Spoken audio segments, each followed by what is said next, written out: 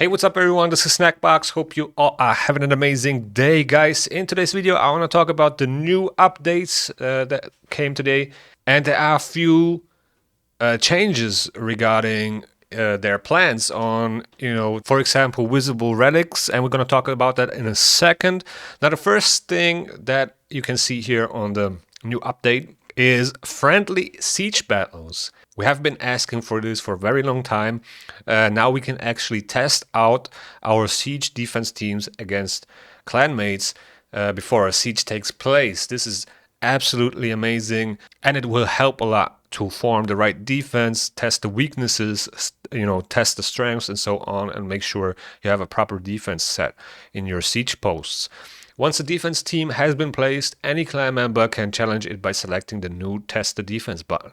There are no restrictions on the number of defenses you can test, meaning you can test any building right away rather than taking them on sequentially as an attacker would. Any bonuses, traps, or conditions set on a defense team will apply during these friendly battles, but they will not be used up.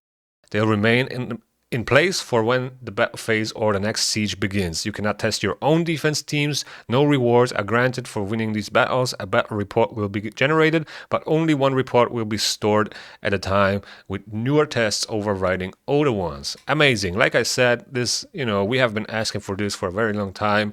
Most of the time, people went into Classic Arena and just let their defense run on auto, but it's very hard to find a proper defense to test your champions on, and also players will behave differently than AIs on defenses. So this is very much needed, and I'm looking forward to do this before the next siege. Okay.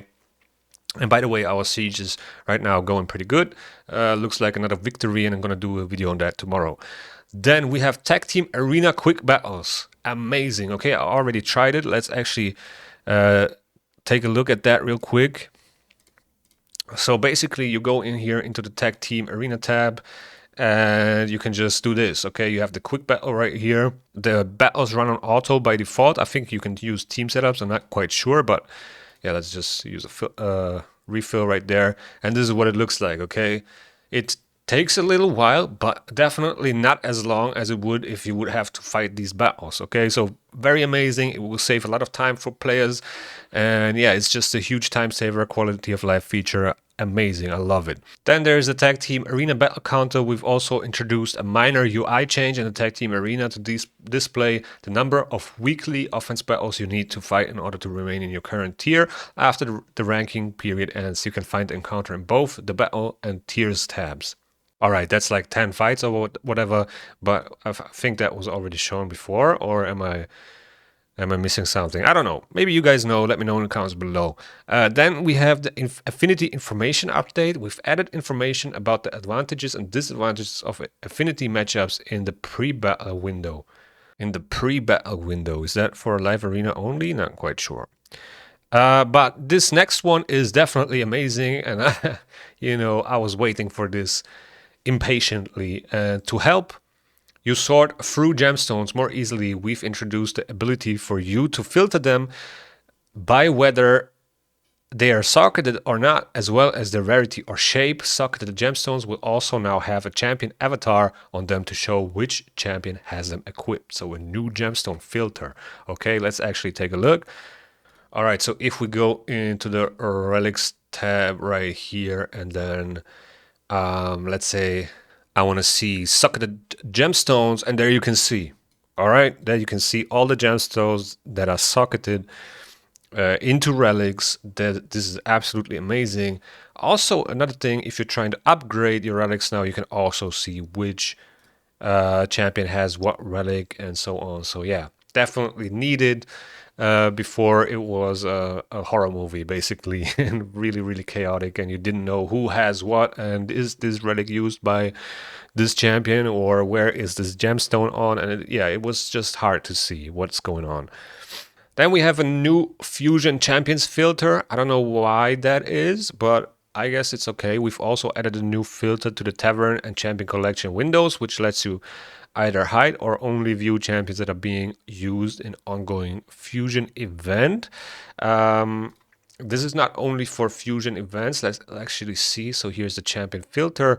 And then if we do this, only show champions used for current fusion. There are also, the Relic Keeper fusion champions, the, what's it called? The Broadmoor fusion champions, and so on. And probably also the Mikage fusion champions and active fusion events like we had for Cassandra, for example.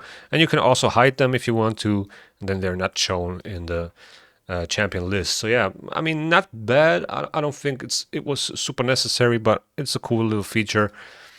And then the next thing was, yeah, this is a big one. Iron Twins and Soul Merchant updates. Very amazing.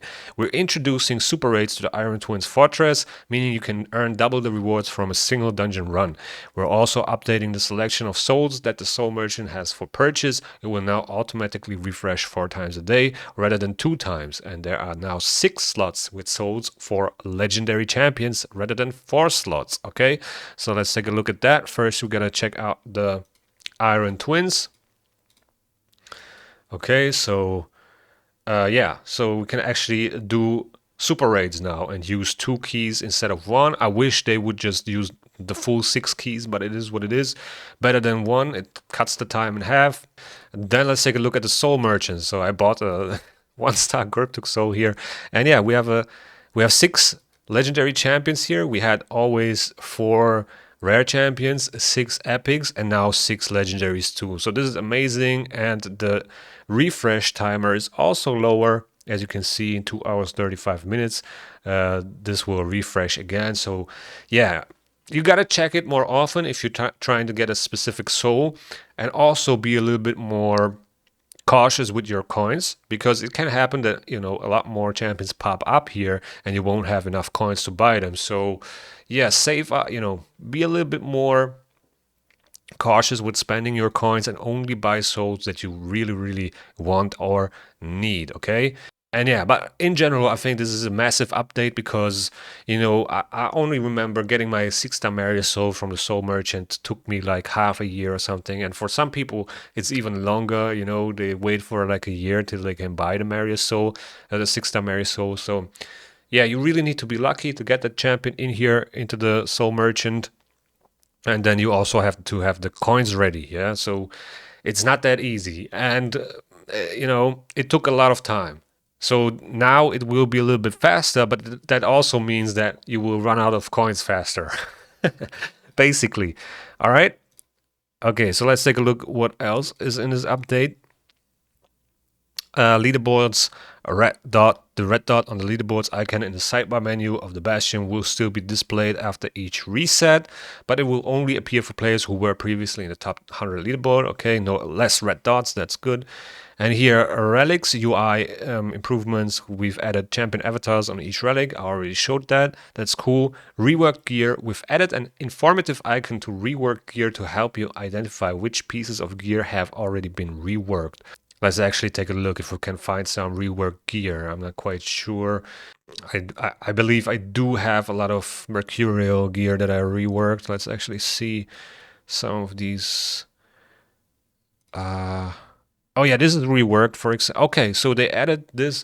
You actually can't see it, but yeah, so you have like a little hammer right there, like tools, like it's reworked. Let's actually see if I can find another one. So yeah, and if you click on it, it says reworked. So this is actually pretty cool. Pretty nice little feature to see, what is reworked, what is not. It helps, gives you a little bit information on it, and you don't have to open up the tab to see if it's reworked. And yeah, and then we have the rebalances, which we already spoken about, and then some improvements and battle fixes. I'm not going to go over all of them. You can just look them up on this website, okay? Now, let's talk about the biggest topic in the last couple of days. Everybody been talking about and debating if this is good or if this is not good. Is it bad for the game? What can we do to change this? And there was a lot of discussion in the Discords and in clans, and everybody was kind of, worried that this is gonna kill the game a little bit, at least the PvP aspect of it and relics. And yeah, it was about the visibility of relics. As far as we knew, Plarium announced that they want to change the relic visibility in the future, so people can see relics in the prep phase and before you go into a battle. But now they actually decided that they won't do it. So they said we have an update regarding the relic visibility feature in today's release. Earlier we announced that it would be possible to see specifically which relics are equipped on enemy champions in the pre-battle windows for Siege and Arena, as well as in the info window during battles. However, contrary to that information, this specific functionality is not included in update 11.20. What to expect instead? During battle, a relic's name will still appear when its ability is activated, which is pretty good. So that way you actually know what's going on. A lot of times when I'm in live arena, I don't know what is proccing. I mean, from experience, I kind of have a guess, but you don't really know what's going on. You don't have a pop-up. You don't have any information on what is getting triggered. You just kind of have to guess and know the mechanics of the relics, and then you can guess it. But now we will have the relic's name pop up during a battle when it's activated, and this is huge. This is definitely fair, and this is good. I like this, and we should have more stuff like this, because sometimes you're getting confused, especially if you don't know all the ins and outs about this game, and even if you know a lot of things, you're still confused sometimes. So yeah. But either way, in the pre-battle windows, you will still see a relic icon, which will be shown on champions' avatars. This indicates that the champion has a relic equipped, though it will not display the specific name of the relic. And this is huge. I saw a big problem in the visibility of relics, and the reason for that is because it kind of gives away the strategy, okay? By seeing the relic of a specific champion, you kind of know, you can guess how they are built.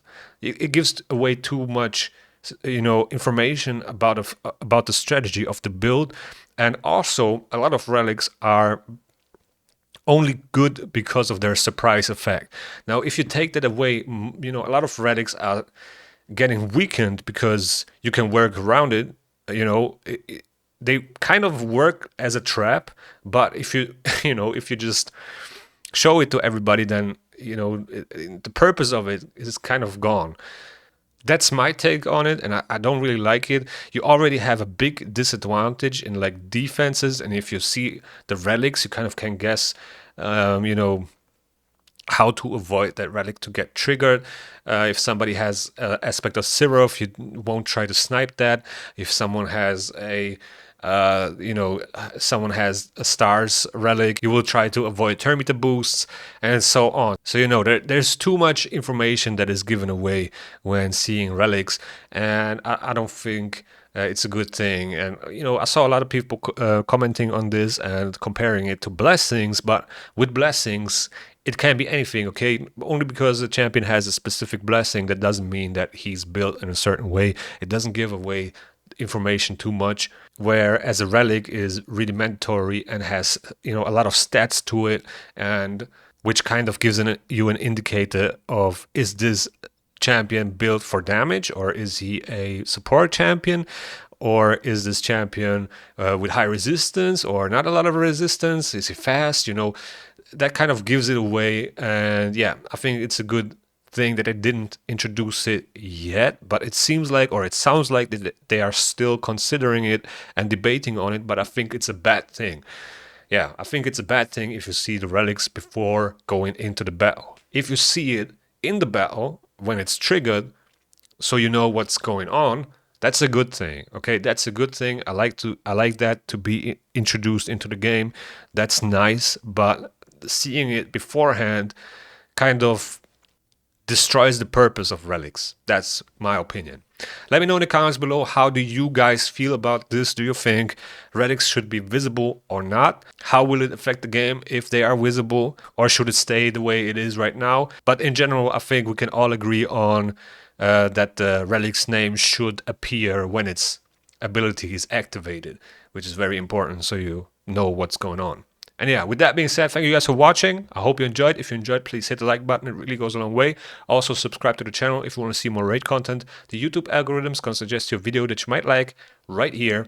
And see you in the next one.